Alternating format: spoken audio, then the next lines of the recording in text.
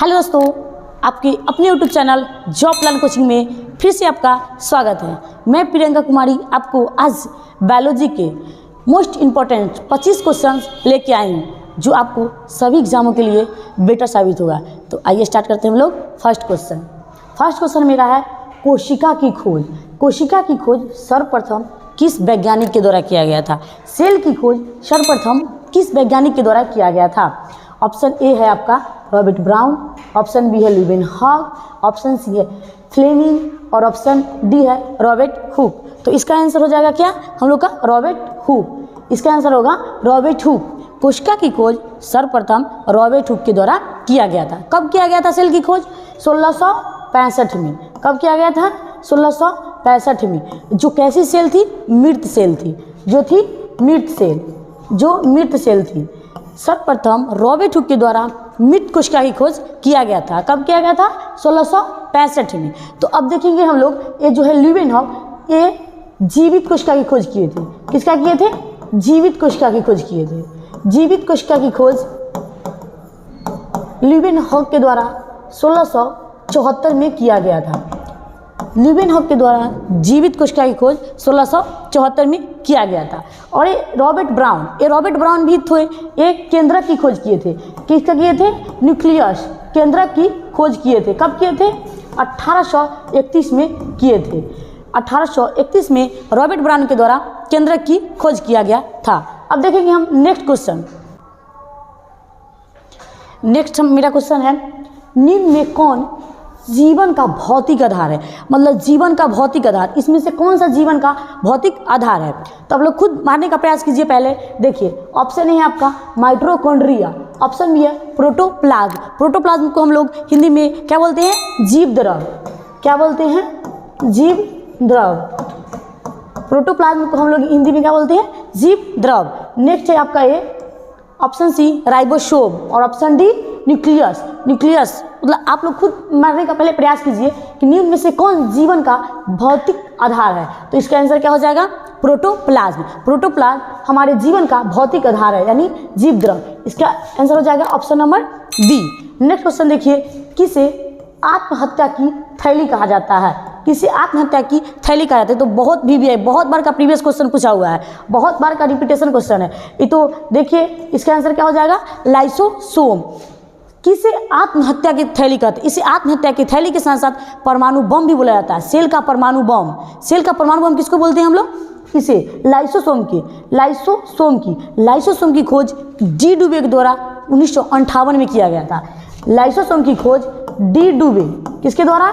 D डुबे के द्वारा 1958 में किया। इसमें गुणसूत्रों की कितने युग्म है? क्वेश्चन पर ध्यान दीजिए, कितना बोला है? कितने युग्म है? आपसे यहाँ संख्या नहीं पूछा, सीधा पूछा आपसे कि मनुष्य में गुणसूत्र के कितने युग्म है। युग्म मतलब क्या होता है? जोड़ा। क्वेश्चन में खोल के नहीं बोला, मतलब वहाँ पे छुपा के बोला है। युग्म मतलब हम लोग यहाँ क्या समझेंगे? जोड़ा। आप लोग थोड़ा ध्यान से इसका आंसर टिक करेंगे, ठीक है। देखिए इसका ऑप्शन ए है 46, ऑप्शन सी है 44, ऑप्शन बी है 23, ऑप्शन डी है 24।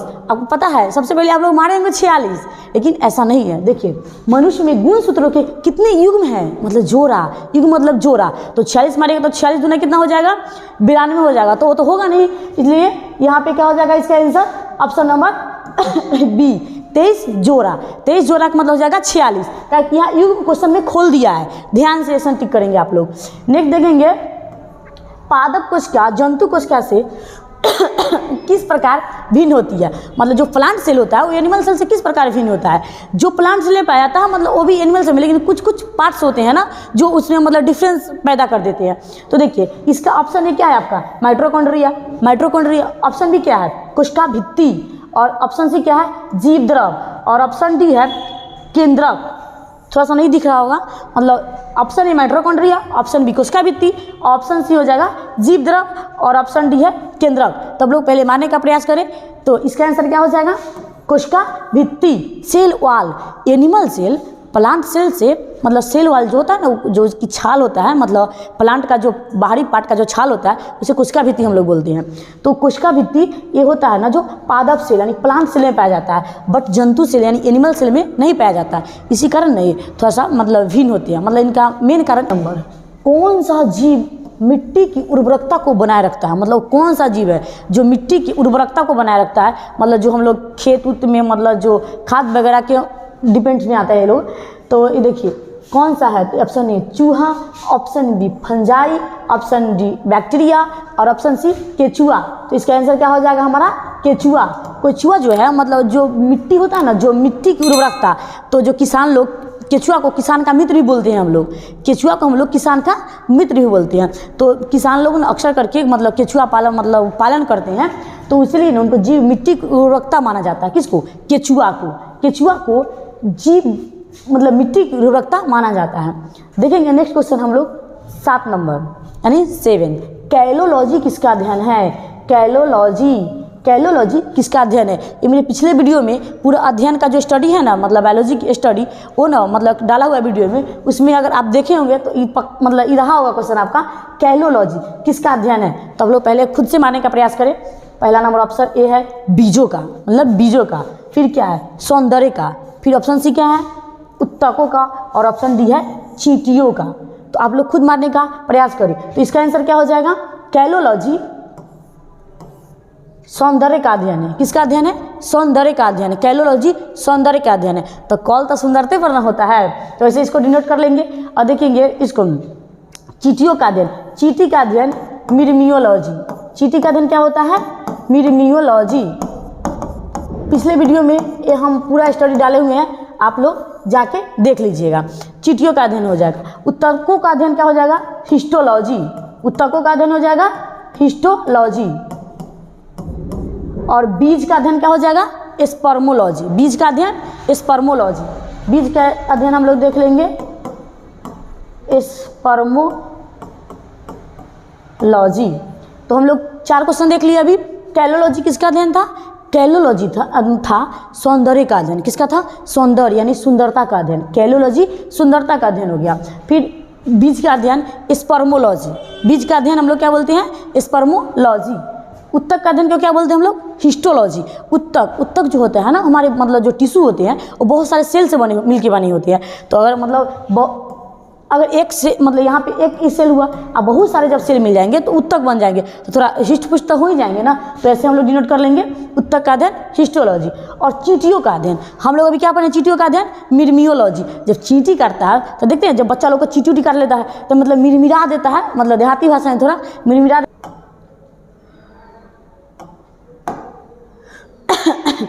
नेक्स्ट क्वेश्चन है हमारा, हीमोग्लोबिन की उत्पत्ति किससे संबंधित है? हीमोग्लोबिन जो हमारे ब्लड में आरबीसी में हीमोग्लोबिन रहते हैं ना, वो मतलब किससे संबंधित है? हीमोग्लोबिन की उत्पत्ति किससे संबंधित है? इसका देखिए option A calcium, option B वसा, ऑप्शन सी लोहा, ऑप्शन डी खनिज।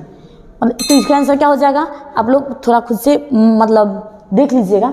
तो इसका आंसर क्या हो जाएगा? लोहा। हीमोग्लोबिन की उत्पत्ति किससे संबंधित है? लोहा। हमारे जो आरबीसी होते हैं ना, ब्लड्स होते हैं ना, उसमें मतलब लोहा जो होता है ना, मतलब लोहा जिसका सिंबल हम लोग Fe फेरस, Fe केमिस्ट्री में आप लोग पढ़े ही होंगे, तो इसको डिनोट करते हैं। तो हीमोग्लोबिन की मतलब जो उत्पत्ति होता है उसमें ना लोहा जो होता है ना, एक तत्व मतलब जो धातु होता है वही मतलब उसमें मौजूद होता है। नेक्स्ट क्वेश्चन है आपका, एक स्वस्थ मनुष्य का रक्तचाप कितना होता है? एक स्वस्थ मनुष्य का रक्तचाप कितना होता है? थोड़ा ध्यान से मानेंगे आप लोग। इसका आंसर ऑप्शन है 100/50, इसका है 120/80, इसका है 150/100, इसका है 80/120। तो थोड़ा ध्यान से मारेंगे। देखिए इस दुनिया में कन्फ्यूजन होगा आपको, लेकिन थोड़ा ध्यान से। तो इसका होगा 120/80। कितना हो जाएगा? 120/80। एक स्वस्थ मनुष्य का रक्तचाप जो होता है 120/80 होता है, जिसको ऊपर वाले 120 को हम लोग क्या बोलते हैं? सिस्टोलिक। क्या बोलते हैं? सिस्टोलिक। और जो नीचे वाला जो 80 होता है ना उसको हम लोग बोलते हैं डिस्टोलिक। 120 को बोलते हैं सिस्टोलिक और नीचे वाला जो 80 होता है उसको बोलते हैं हम लोग डिस्टोलिक। नेक्स्ट क्वेश्चन है हम लोग का, निम्न में से कौन सा रक्त वर्ग सर्वदाता है? मतलब सर्वदाता है, डोनर है, मतलब कौन सा सर्वदाता है? तो इसका आंसर क्या हो जाएगा? देखिए इसका भी ऑप्शन है B, A B, oh sorry यहाँ पे होगा ओ निगेटिव और यहाँ ए है। तो इसका आंसर आप लोग पहले मानने का प्रयास करिए। मानिए हम यहाँ पे एक ऑप्शन दे देते हैं आपको ओ पॉजिटिव, आप दोनों में से चॉइस कीजिए अच्छे से थोड़ा। तो देखिए निम्न में कौन सा रक्त वर्ग सर्वदाता समूह है, मतलब कौन सा है जो डोनर है, कौन सा है। तो देखिए इसका आंसर क्या हो जाएगा ओ निगेटिव। ओ निगेटिव बहुत VVI मोस्ट इंपॉर्टेंट क्वेश्चन है। आप लोग मिस्टेक से भी ओ पॉजिटिव नहीं मारिएगा। पहले आप लोग मारे होंगे ओ पॉजिटिव, लेकिन मिस्टेक से भी नहीं मारिएगा, क्योंकि इसका आंसर हो जाएगा ओ निगेटिव। ओ निगेटिव ध्यान देकर ओ निगेटिव हो जाएगा। निम्न में से कौन सा रक्त वर्ग सर्वदाता समूह है, ऐसे तो ओ हम मार लेंगे, लेकिन जब ऑप्शन में आपसे खोल के पूछी ओ निगेटिव या ओ पॉजिटिव, तो वहाँ पे हम लोग आंसर टिक करेंगे ओ निगेटिव। ठीक है, अब आगे बढ़ते हैं। नेक्स्ट क्वेश्चन है आपका 11। निम्न में से कौन सा रक्त वर्ग सर्वग्राही है, कौन सा सर्वग्राही है। इसका ऑप्शन है option A B, option C A sorry option B A, option C O positive और option D O sorry A B. तो इसका आंसर क्या हो जाएगा, निम्न में से कौन रक्त वर्ग सर्वग्राही है, मतलब जो सभी ब्लड्स होते हैं ना, मतलब हमारे मतलब मानव में जो ब्लड होते हैं उसमें मतलब जो पाया जाता है, तो ये होता है ना सर्वग्राही होता है, मतलब ये सभी से ब्लड ले सकते हैं, ये सभी से ब्लड ले सकते हैं, इसलिए इनको सर्वग्राही बोला जाता है।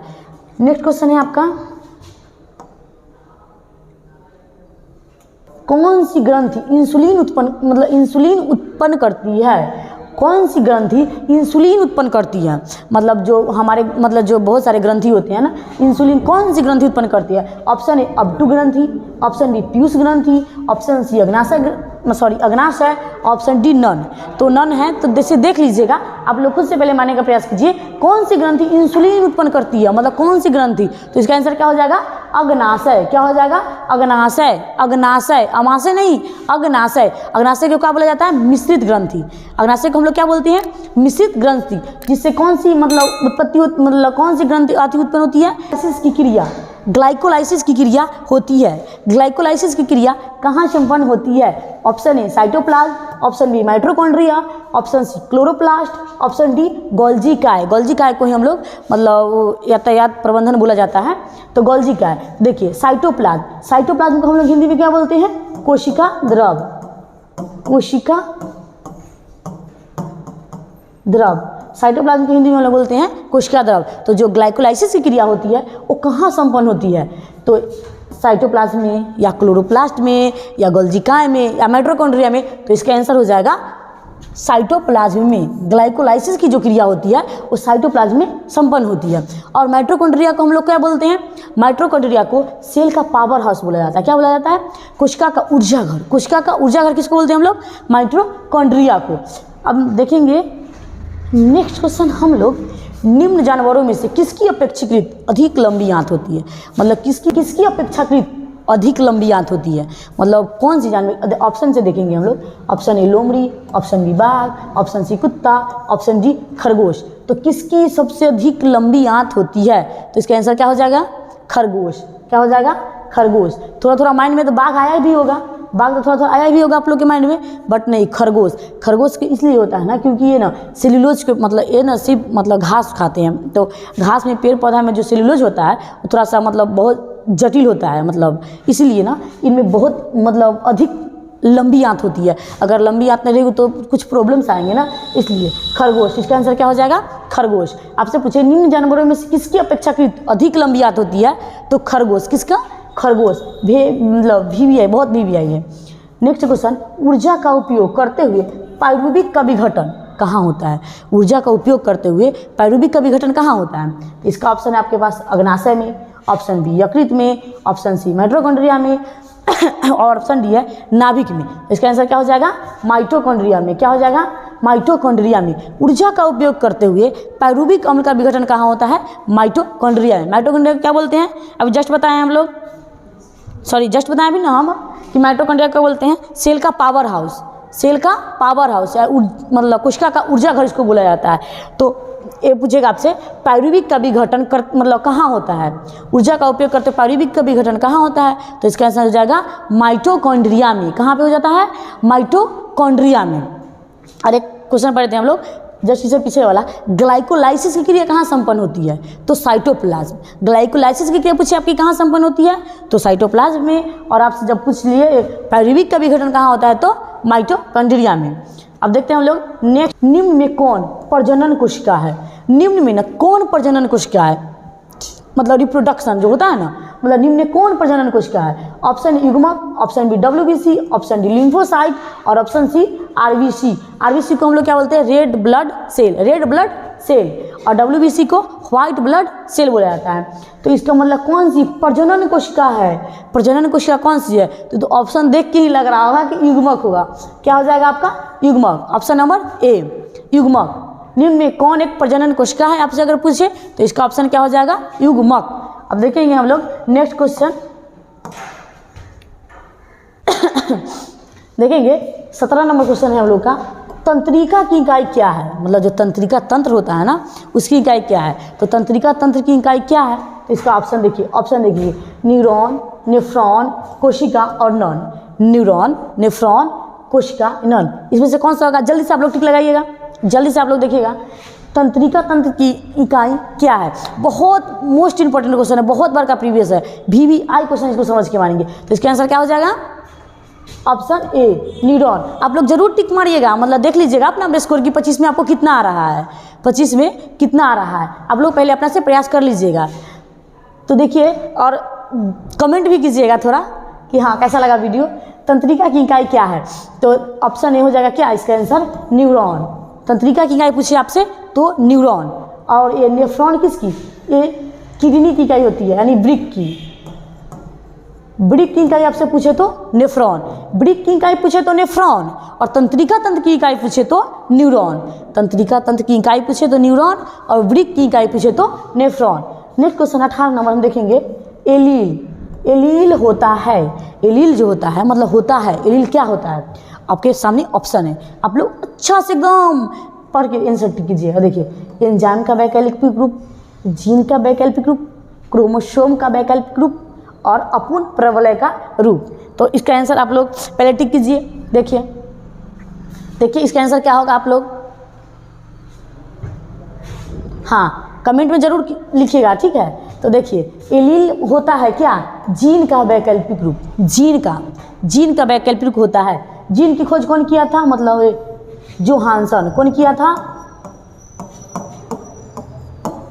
जोहानसनबर्ग। कौन किया था? जोहानसनबर्ग। कब किया था? 1909 में। जीन की खोज जोहानसनबर्ग के द्वारा 1909 में किया गया था। अब नेक्स्ट क्वेश्चन देखेंगे हम लोग, तंतु के बीच की कड़ी को हम लोग क्या बोलते हैं? आप लोग पहले आंसर टिक कीजिएगा। देखिए option A virus, option B euglena, option C peripatus. Option A है आपका वायरस, ऑप्शन बी है यूग्लिना, ऑप्शन सी है पेरीपेटस और ऑप्शन डी है नन। तो देखिए आप लोग पहले आंसर आप लोग खुद से टिक कीजिए।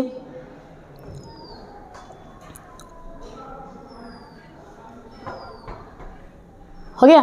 तो देखिए इसका आंसर क्या हो जाएगा? यूग्लिना। इसका आंसर हो जाएगा यूग्लिना। पादप और जंतु के बीच की कड़ी को हम लोग क्या बोलते हैं? यूग्लिना। पादप और जंतु के बीच की कड़ी को क्या बोलते हैं? ये बहुत इंपॉर्टेंट VVI क्वेश्चन है। और इसका देखेंगे वायरस को हम लोग सजीव और निर्जीव के बीच की कड़ी बोलते हैं। क्या बोलते हैं? सजीव और निर्जीव के बीच की कड़ी को हम लोग वायरस बोलते हैं। और पेरीपेटस भी एक बीच का कड़ी, इसको क्या बोलते हैं? देखिए केचुआ और आर्थ्रोपोडा, किसका? केचुआ और आर्थ्रोपोडा के बीच की कड़ी को हम लोग पेरीपेटस बोलते हैं। केचुआ और आर्थ्रोपोडा के बीच की कड़ी को पेरीपेटस बोलते हैं। किसके किसके? केचुआ और आर्थ्रोपोडा। केचुआ और आर्थ्रोपोडा, केचुआ और आर्थ्रोपोडा बोलते हैं हम लोग पेरीपेटस। पेरीपेटस केचुआ और आर्थ्रोपोडा के बीच की कड़ी को बोलते हैं। और वायरस हो गया सजीव और निर्जीव के बीच की कड़ी को, और यूग्लिना तो हम लोग क्वेश्चन में देखेंगे पादप और जंतु के बीच की कड़ी को। नेक्स्ट क्वेश्चन है आप लोग हम लोग का, समरूप अंग होते हैं, मतलब जो समरूप अंग होते हैं वो क्या होते हैं? संरचना में समान, कार्य में समान, सरीसृप व स्तनधारी, और पक्षी व स्तनधारी मतलब क्या चीज़ में समान होते हैं। जो हम लोग का समरूप अंग होता है वो क्या चीज़ में, देखिए एक दो क्वेश्चन होता है इसमें, एक समरूप होता है और दूसरा समजात होता है। एक समरूप होता है और दूसरा समजात होता है।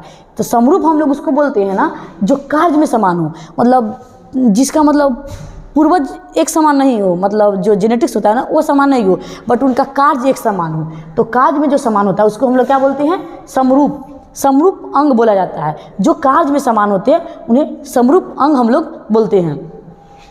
और जो समजात होता है वो जो होते हैं मतलब जो पूर्वज से समान हो, मतलब जो उनकी मतलब जो पिछले वाले मतलब पीछे जो उनके पूर्वज हो, मतलब वो जात को डिपेंड करता है। और ये है ना कि जो मतलब आगे चलकर मतलब कार्य में डिपेंड हो, तो इसको हम लोग समरूप बोलते हैं। 20 नंबर क्वेश्चन है आप लोग का, इनमें से कौन सा गैर संवहनीय पौधा है। इनमें से कौन गैर संवहनीय पौधा है। Option A chara, option B marsilea, option C देवदार और ऑप्शन डी फॉर्न। इनमें से कौन सा गैर संवहनीय है, मतलब कौन इसमें गैर संवहनीय है। गैर संवहनीय इसमें से कौन है। गैर संवहनीय का मतलब होता है ना जिसमें जाइलम और फ्लेम मतलब उपस्थित ना हो। गैर संवहनीय का मतलब उसमें संवहन होगा ही नहीं, तो मतलब उसमें उसकी जाइलम फ्लेम उपस्थित ना हो। तो इसमें से कौन सा होगा, तो देखिए कारा। कौन हो जाएगा, कारा। इनमें से कौन सा गैर संवहनीय है, तो आपका आंसर क्या हो जाएगा, कारा। नेक्स्ट क्वेश्चन देखेंगे, मस्तिष्क का वजन पुरुषों में लगभग कितना होता है। जो मस्तिष्क का हमारे ब्रेन का जो मतलब जो ब्रेन का जो वजन होता है वो पुरुष में कितना होता है, तो ये कितना हो जाता है। देखिए आपका ऑप्शन है 1400 ग्राम, ऑप्शन बी है 250 ग्राम, ऑप्शन सी 300 ग्राम और ऑप्शन डी 140 ग्राम। तो इसका आंसर टिक कीजिए आप लोग और कमेंट में ज़रूर लिखिएगा। आंसर भी टिक कीजिएगा और कमेंट में लिख दीजिएगा। तो मस्तिष्क का वजन पुरुषों में लगभग कितना होता है, तो इसका आंसर क्या हो जाएगा, 1400 ग्राम। कितना हो जाएगा, 1400 ग्राम। और ये जो होता है ना 140 ग्राम, ये होता है किडनी का वजन। किसका होता है, किडनी का वजन।